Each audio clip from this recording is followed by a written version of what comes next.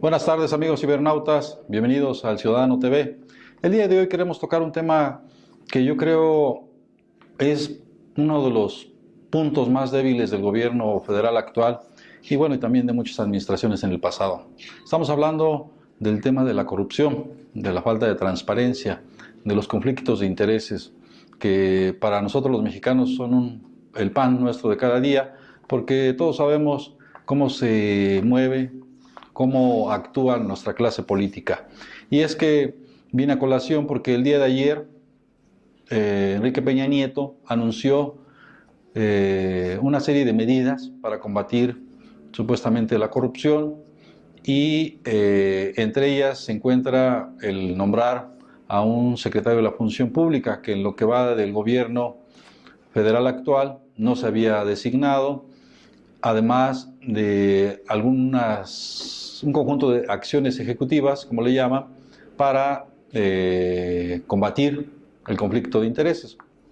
Todo esto se da en un marco que ya hemos comentado en otros programas aquí en este canal, relativo al conflicto de intereses de Peña Nieto, de la familia presidencial, de su secretario de Hacienda, del jefe de la oficina de la presidencia, en fin, son una serie de eventos que desde hace 3 meses se vinieron dando a partir de la denuncia de que la familia presidencial vivía o vive nada más y nada menos que en una casa, la llamada Casa Blanca, perteneciente al grupo IGA, y que es nada más y nada menos que una empresa que se ha visto beneficiada desde que Peña Nieto era gobernador del Estado de México por contratos millonarios, por obras, por licitaciones. Esto en cualquier país democrático se le llama conflicto de intereses y eso amerita la aplicación de la ley, y en el caso del presidente de la República y de su secretario de Hacienda en particular, pues lo mínimo que ameritaría, si fuera un país democrático, es su renuncia, su retiro, porque el permanecer en una posición clave como es la presidencia o la Secretaría de Hacienda afecta no solo la legalidad, sino también la legitimidad del gobierno mexicano al interior y hacia el exterior. El caso Ayotzinapa hizo que voltearan todo el mundo hacia México, y en particular el caso de los intercambios de favores entre este grupo y el gobierno actual, nada más y nada menos que con el principal político de este país en jerarquía, que es el presidente de la República, pues ha dado mucho de qué hablar. Cuando Aristegui hizo esta investigación a través de un grupo de reporteros, jamás nos imaginamos la dimensión del conflicto de intereses que hay, pero también nos fuimos dando cuenta que además son varios integrantes del gabinete los que aparentemente tienen este tipo de situación de conflicto de intereses, y que, como en el caso del secretario de Hacienda, han eludido la responsabilidad, le han querido dar la vuelta a la ley. Para no ir muy lejos, el día de ayer el secretario de Hacienda señala que él hubiera declarado la casa de Malinalco si la ley se lo obligara, por eso no lo hizo.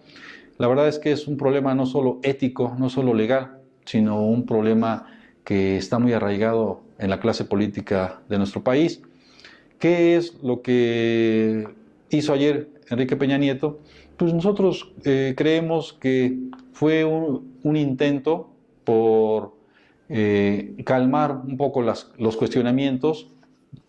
que hay hacia su gobierno, hacia integrantes de su gabinete, porque resulta claro, contundente, que no han podido clarificar realmente por qué tienen esas propiedades. Y lo que a todos nos queda claro en este país es que pues, es producto de un intercambio de favores, de beneficios entre este grupo IGA y Peña Nieto desde que era gobernador del Estado de México y ahora como presidente de la República, y que ha salpicado a otros, entre ellos a Luis Videgaray, secretario de Hacienda. Las medidas que anuncia parten de un vicio de origen. ¿Por qué? Porque no es posible que el superior sea investigado por un inferior jerárquico, por un subordinado. En este caso, el secretario de la Función Pública es designado por el presidente de la República y el presidente le instruye para que lo investigue a él, a su esposa y al secretario de Hacienda para ver si realmente existió un conflicto de intereses.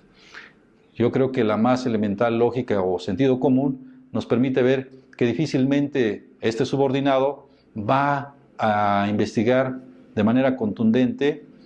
a su jefe y obviamente si encuentra motivos para sancionarlo, como los hay, pues le va a aplicar alguna sanción. Es, en pocas palabras, para decirlo con claridad, el querer burlarse de la gente, el querer darle la vuelta a la ley y el de querer justificar y darle permanencia a la impunidad en este país. No es posible que el presidente actúe de esta manera. El mensaje que manda a la sociedad es claro: en este país, quien viola la ley no va a verse afectado, no va a ser sancionado, entonces lo que prevalece es la impunidad. Eso es lo que está viviendo Peña Nieto, eso es lo que está viviendo su secretario de Hacienda, y en otros temas, como en el caso de Ayotzinapa, pues evidentemente el problema en el fondo, además de la corrupción y la manipulación de las investigaciones, está también la impunidad. Han querido mostrarnos a través de declaraciones, al parecer obtenidas bajo tortura, que las cosas son como el gobierno federal dice y no como todos en este país pensamos, que fue una intervención en la que participaron las Fuerzas Armadas y que habría que investigar quiénes estuvieron involucrados. Así es que, amigos cibernautas, tenemos un problema endémico en nuestro país, que es la corrupción, pero aparejado va otro, que es el de la impunidad. Y el día de ayer, las acciones que anuncia no son acciones contundentes, no son acciones de fondo que nos permitan como ciudadanos pensar que en realidad hay un interés serio, responsable, por combatir la corrupción y obviamente terminar con el conflicto de intereses. Me gustaría ver que Virgilio Andrade revisara la ley y determinara que Enrique Peña Nieto la violó y que por tal motivo debe ser sancionado. Eso no lo vamos a ver. Y lo que vamos a ver es simplemente el legitimar una conducta violatoria de la ley, porque el secretario de la Función Pública va a decirnos que no hubo un conflicto de intereses y por tanto no hay sanción que aplicar. Así es que se los dejamos a la reflexión. Como ciudadanos no nos queda otra más que seguir demandando, seguir exigiendo que se aplique la ley y en el caso de Peña Nieto y del secretario de Hacienda, pues no debe ser la excepción. Si les gusta este canal, por favor denle like. Nos vemos en el próximo capítulo.